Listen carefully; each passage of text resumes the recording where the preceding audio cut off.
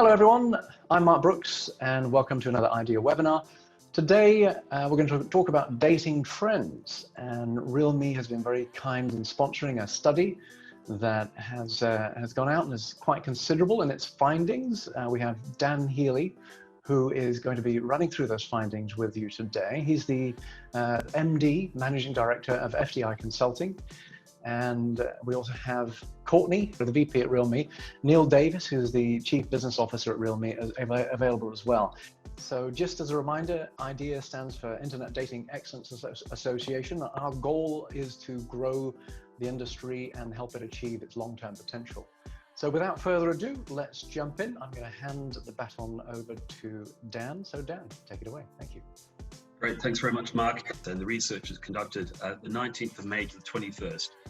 Certainly right after the, I guess, arguably the worst of it, certainly from a UK perspective in terms of the lockdown, to actually to see how the attitudes and behaviours are of people in the US.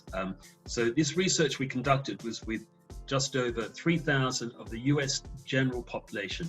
Now, the way we do that is actually we conduct it online and we make sure that the just 3,303 to be precise are actually in the right proportions to the census information in terms of actually the age distribution, the gender, the location, even actually how they voted in the presidential election. And the reason we do that, it actually tends to dampen down the maybe the over-enthusiasm of people doing online surveys. And we make sure the right proportion of people who actually voted and didn't vote. Not so much about who they voted for, but we know that it's a good census of the population. So we make sure that we've got the right proportions of those people who are sort of more likely to get out and do things, so that when we do talk about results, we're saying that they are representative of the adult US general population. So that's very important, certainly for market sizing purposes as well, to make sure how widespread this behavior is and we don't have any biases there. So from that base of just over 3,000, we then screen them to make sure that they're actually been using online dating apps and websites since the start of the COVID-19 pandemic. I can't remember exactly what day we picked. I think it was probably the beginning of March anyway. So we're able to get an idea of actually, these active users, they can actually talk about their behavior since the beginning of it, and obviously the huge lifestyle and arguably business changes that are actually been taking place as well, and how they're responding to it. So the survey took approximately 15 minutes for them to complete, and they're able to do it on any mobile device or laptop as well there to make it as convenient for them as possible. So we're presenting just a glimpse of some of the results today, which we thought might be relevant for you guys, but certainly do please get in touch if you'd like to delve into this behavior, the attitudes and these different groups we've identified in much more detail, and we can certainly do that. So those of a statistical disposition, the margin of error works out to be plus or minus 3%. So where we see a 3% greater gap or difference in opinion, that's where we can say that it's indicative that it is significantly different as well there. So it's just a bit of a background there. So we have about 6 different chapters here. So we've got motivating online daters, new dating behaviors are emerging. We've got the new normal, why are the disparities, what is actually influencing these changes, and where are the opportunities. So that's sort of the main chapters we're going to go through. So first off, and what we're seeing, and maybe this isn't too much of a surprise, but we're actually able to quantify it anyway, that loneliness is now a particularly acute motivating factor. And I haven't been into my office since I came back from New York, actually, and so living a life in this office here, obviously with colleagues on Zoom and Teams as well there. But it's certainly it's incredibly transformative and it's fascinating to at no other time has there been something that's affected everyone around the world at the same time. So nearly 3 in 4 US online daters have been spending more time on dating platforms during the pandemic, and 3 in 10 daters are now using the platform to say they're feeling less lonely. So that is actually a key motivator. And since before COVID-19 or the pandemic, that has actually significantly increased. So that's a key finding that we're seeing in the mix of everything else. So that was one of the key findings. The next one, 67% of current online daters are less okay with being single during this time, and 64% feel more worried about finding a partner. So you can see the graph on the right-hand side and the questions we asked of actually how strongly they agree or disagree. And you can see that there's a proliferation of the dark green and the light green, representing, what is it, about 7 in 10 almost, if you add them up.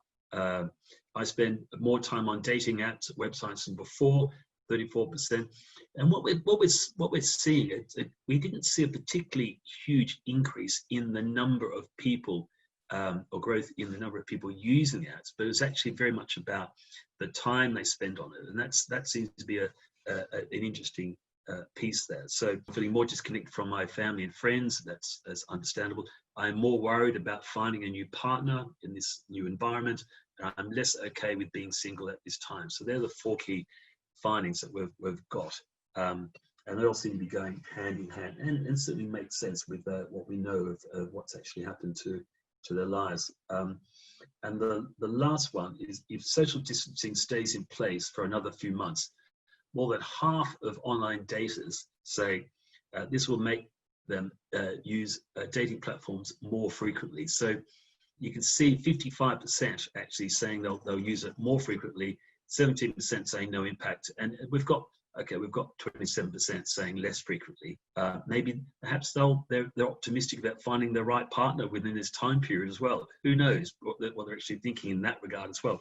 But the dominant finding there is actually over half are actually thinking they're going to be using it at a high frequency. And I think that's certainly in terms of the stickiness and functions and features on these apps that are actually going to be absolutely key to keep them engaged, because they want to spend more time on them. Now, what new dating behaviors are emerging? So what we've got, nearly 2 in 3 current users say they are now less picky when liking or swiping. So maybe they perhaps are understanding the apps and actually how it works, and maybe so they're going for volume rather than quality. Who knows? And this links in with something I'm going to say later about photos, and it's the difficulty of actually, or even believing some of these photos that people are using, if they're actually fairly representing them or not there. So people are being less picky when they're using them. 3 in 4 online daters are now having longer and more meaningful conversations, and I think that certainly seems to be reflective of some of the apps and some of the more engaging features they've got, such as video and call facilities on some of them, at least anyway. So, arguably that they'll have a lot more time. They're not traveling anywhere as much. My daily commute used to be about 4 hours a day. So I could, in theory, if it was someone like me, I could, 4 hours to kill perhaps, particularly if it's raining. What are you going to do? I do more work, but others maybe pop on dating apps. And the last one is 69% of current online data say they now use video chat features more frequently. And I think it's a point of using it more frequently, actually, or even just using them, because they're actually now appearing on more of the apps as well as an option. Overall, 99 was saying, it's flipping over the none of the above. And it wasn't sort of like the 4 in 10 people selecting all these features as well. There's actually 95% of online daters were actually selecting at least one of them. So there's some crossover, but they were very, very just spread out across the board when they're responding to this question. Only 5% saying none of the above. So I think it's a feature that sort of is pretty well ubiquitous for this user group at the moment. Now, what is the new normal? The new normal, the new reality, or a phrase that actually sort of having gone through this seismic change since March as well. We've got misrepresentation of in online dating is the new normal. And we did find this in our earlier research that we did in 2019. And for me, it seemed to be like such a huge percent. That was 57% back then. I believe that was the US population, but now we're looking at it from a view of actually online daters, and it's particularly high, 75%. 3 in 4 admit to having misrepresented themselves in their dating profile, believing it is important to look their best online if it means distorting reality. And that's a statement. We got them to say whether they agree or disagree. These online surveys are done anonymously, even if it's incriminating themselves as well. We get some fascinating insight when people don't feel pressured by someone on a telephone. That when they actually answer on an online survey, it does actually yield some quite startling findings, because there's no incentive or disincentive to not tell the truth. So that's a stark finding. 25% admit to having used older photos to make themselves look younger. 21% admit to having used photos of other people, which is unbelievable. I don't know if they ever intend to meet these people, or they're just like the social interaction. But it goes hand in hand with that 21% admit to having exaggerated their height or age. I imagine height would be a little bit harder to hide if they did actually meet these people in person. So, but 21% present themselves in better light on dating apps than in social media. So there is a distortion. There is a bit of a disjoint between the two as well, in terms of the two different online sources. And I won't go through all the others, but you can see it's ranging. 17% have exaggerated their wealth and or lied about marital status, and that's an interesting thing. We did actually ask about their marital status, and we can cross-reference what they're saying and the profiles as well, and absolutely using. It's fascinating, and we can slice it down by the age generations, and it gives you a little bit more inkling of actually the generational difference as well. And we've got something on that later on. So why the disparities? Now, I just might need you to concentrate a little bit more. This is a little bit more of a theory here, a lot of writing here. It's called ocean theory, and that's an acronym. You've got the openness, you've got conscientiousness, and we've got agreeableness, we've got extroversion, and the N used to be neuroticism, but that has actually changed in the last few years. It was deemed to be probably more associated with a certain group in society or not. So they got rid of the neuroticism. Actually, now they call it emotional stability. So that's why the acronym doesn't quite fit with the ocean anyway. But the theory still exists. It's just the label that they've got. But you can certainly see what's behind each of these. I think we've got the definitions there, and I won't go through all of them. But you can see extroversion associated with warmth, gregariousness, assertiveness, conscientiousness. They like completing things. They like order. If they say they'll do something, they'll do it. Agreeableness, trust, straightforward, altruism, compliance, modesty, etc. Emotional stability, which is what we were talking a little bit more as a neuroticism. They claim they're suffering higher anxiety, a little bit more angry, hostile, depression. But you can see that the various aspects there. And openness is very much to the fantasy, aesthetics, feeling, actions, ideas, or values. So what we did, there was a series of questions we asked, a little bit like a psychometric test, and it was very short and condensed. We're able to sort of profile internet users, app users, dating app users, along those scales. And what we found was some fascinating pieces of insight, and there is a point to it as well, which we have later on in the slide. So what we found, and the 4 key elements where there was significant difference to the US general population that we also profiled compared to dating app users. Extroversion, so on the top left, concerned whether people draw energy from interacting with others or from solitude. We found that dating app users are higher on extroversion, so they're much more out there and want to engage with people than the general population overall. So they love that engagement with the others and interaction. Moving across to the right, agreeableness. They're actually significantly less. There's significantly less concerns one's orientations towards others. They're not as agreeable as the general population with others. They're not sort of arguably getting on with others.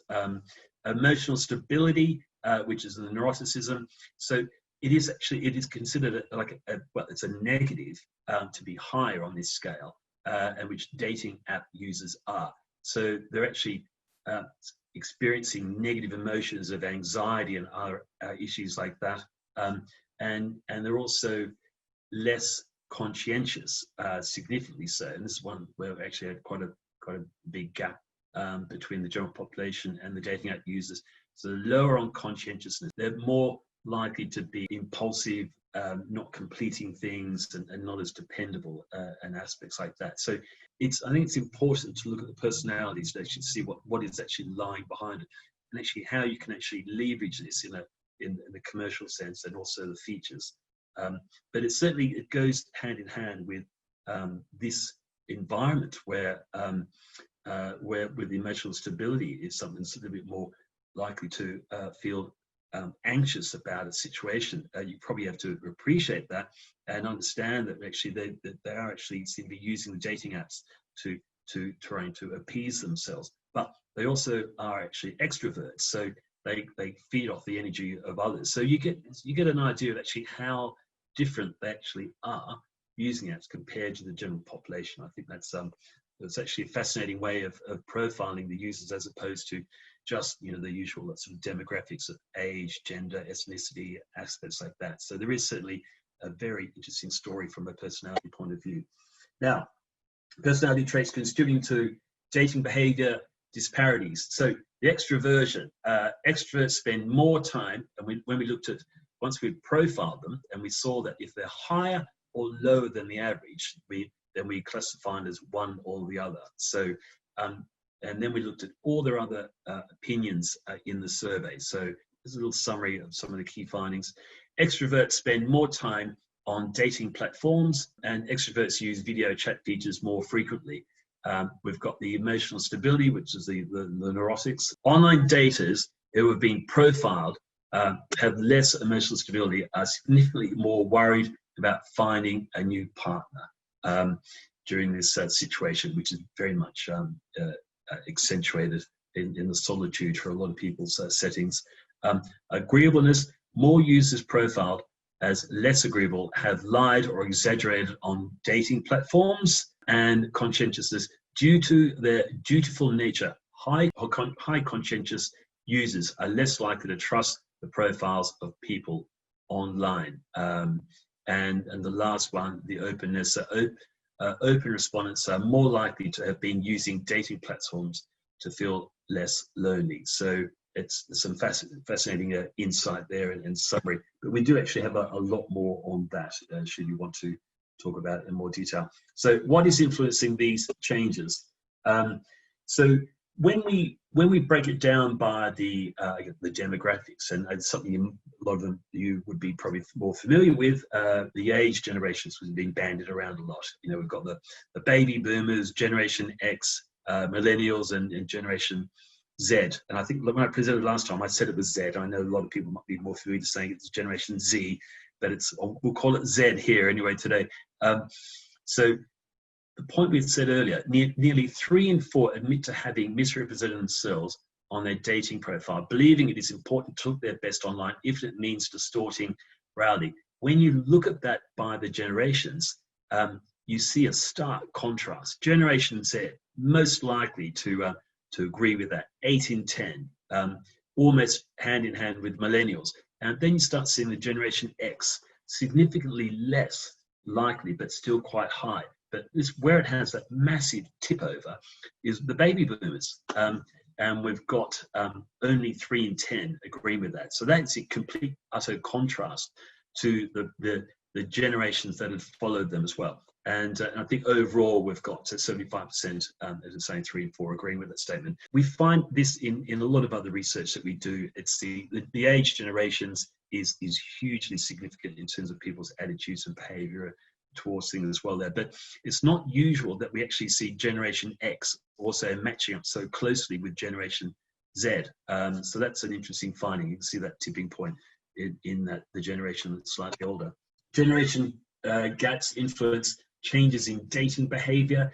Do you present yourself the same on online dating platforms as you do in social media? So the lighter color the 35% for Generation Z, in a better light in dating platforms, in a better light in social media. But for all of them, they're all much more likely to present themselves in a better light on dating platforms than they are in social media.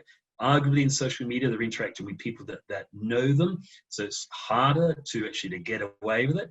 But arguably, when they're in dating apps, they can get away with it because it's unlikely that they'll come across someone that they might actually know them. The next one, millennials are especially likely to increase their dating platform usage if social distancing stays in place for another few months. So you can see that result breaking down by the different age generations as well. 64% for millennials, I will use them more frequently as well. Baby boomers, not so, not really. But certainly all the others, once again, is actually quite high. Generation Z, bit mixed. We've got almost just as many saying I will use them more frequently as I will use them less likely. It's Generation Z and millennials are the ones certainly going to be sticking at it and increasing their usage of it.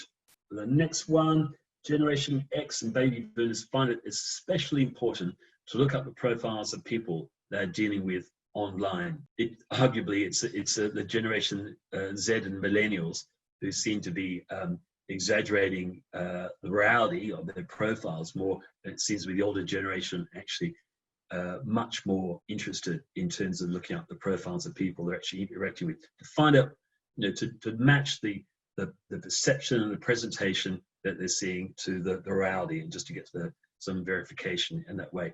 But overall, even with Generation Z at 65%, that is 2 in 3 saying they agree with that. But you can see that it really does pick up with that older generation wanting to have that insight if it is available. Where's the opportunity? So this sort of leads in from that last slide where we're talking about people's proliferation to change and distort reality, where they want to have some sort of verification. We've got 80% of online daters would be more likely to trust a dating app or platform if it offered background checks and verification, and would spend more time on these platforms if they did. So that's an interesting finding, that if they're available, that would encourage them to believe them and spend more time. So it actually make the platforms and apps more sticky. They'll be more loyal. They'll be spending more of their much greatly available time swiping left or right, or wherever it might be for the usability. So, and the same percent of online daters find it difficult to obtain data that goes beyond a person's dating profile, such as criminal records, lawsuits, and financial details. So this is the challenge that they're actually finding, in actually how do they get all this information? How do they get this relevant and sort of very pertinent information that they want to have on the person that they're actually engaging with? 75% say background checks and verification would make them more likely to get a premium membership. And we've got the last one is at 98%. Virtually all online daters appeal to the idea of a reputation checker that pulls together all public information sources. So what we've got here is just teasing that out and finding out, well, how would they do this? How could that possibly be integrated? When we look at overall all US daters on the left-hand side, we've got 41% would actually do it through an individual checks or verifications, so it's on an ad hoc basis.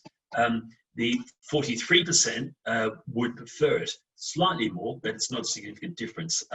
Included in the app site's premium subscription, so it's almost like a buffet style, and 16% overall would not pay for either. But so you flip that around, that is actually 84% are willing to have it such that there's some sort of monetary exchange for that service as well. So it's quite emphatic for that generation to willing to pay for it. But once again, and this is interesting, and it's worth further investigation.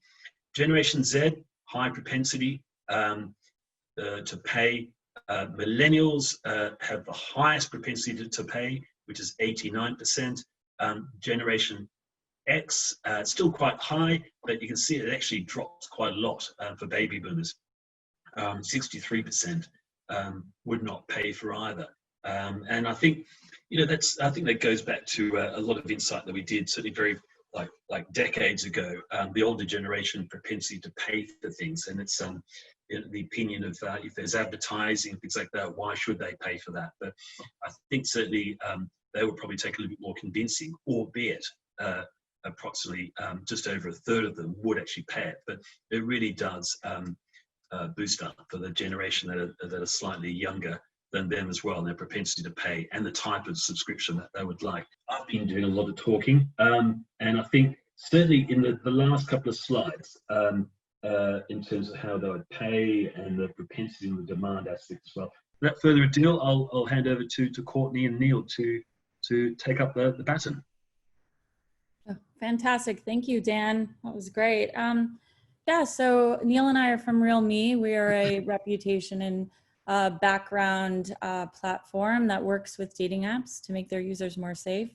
And last year, we did an incredible study with FTI, and we looked across industries at the need for better transparency and access to information about people who others were interacting and transacting with. And then this year, we saw an opportunity to look deeper into dating and trends that we were seeing generationally that we picked up last year, but certainly considering what was happening with the pandemic.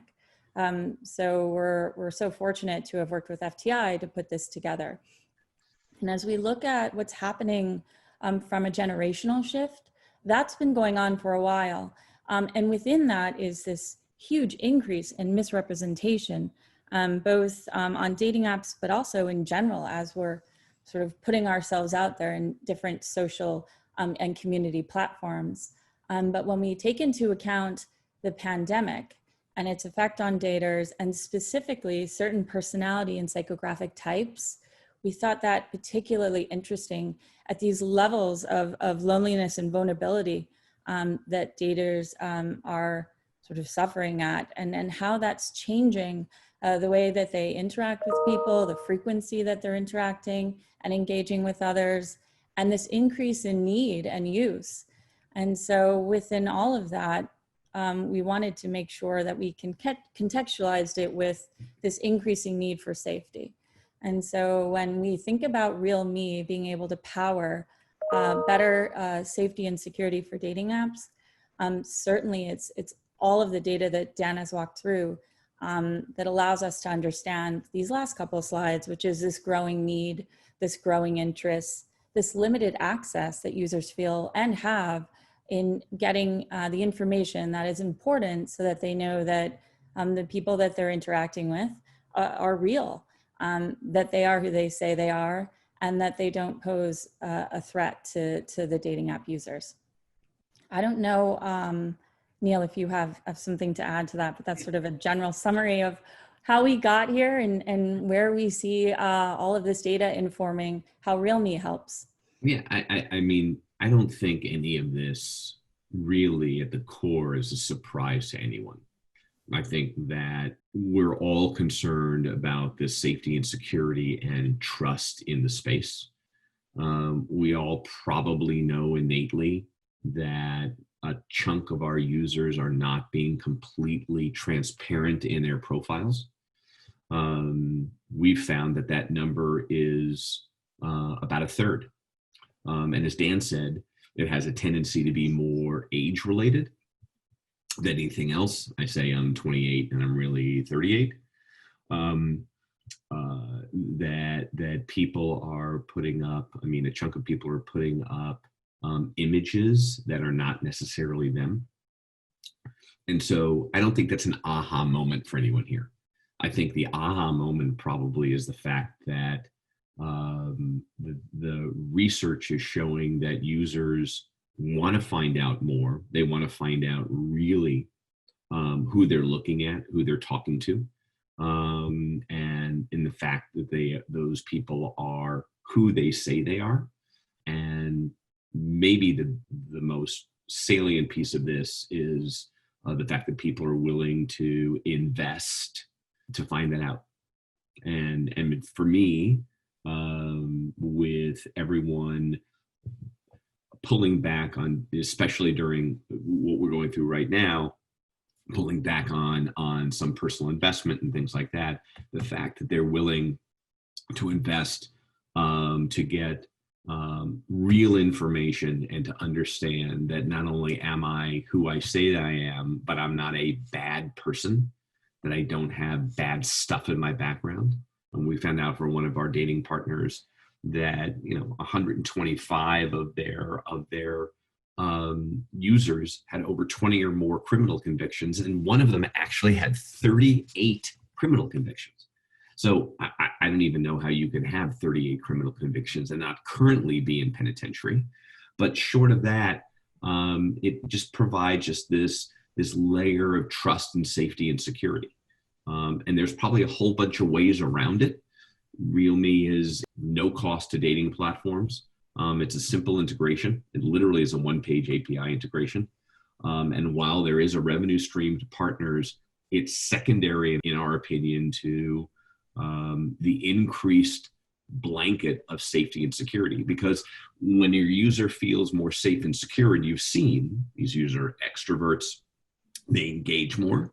If they engage more, obviously you probably find that more engaged users churn less. And then if they churn less, it then lifts the entire lifetime value of the platform. Great, thank you, Neil. What does the RealMe solution look like from a user perspective? So if a user goes onto a dating app, RealMe is on that dating app as a partner. What does that look like? Can you define that for us? We're working with dating partners in different capacities. So the idea is to present information about a certain person that someone's dating or interacting with. And that can be verification badges. That can also be users coming over and finding out more information on the RealMe platform. And then that also could be some type of integration into a premium membership offering. So something that's mentioned in here is an additional incentive for customers on the dating apps to pay for more premium features, and this would be part of that.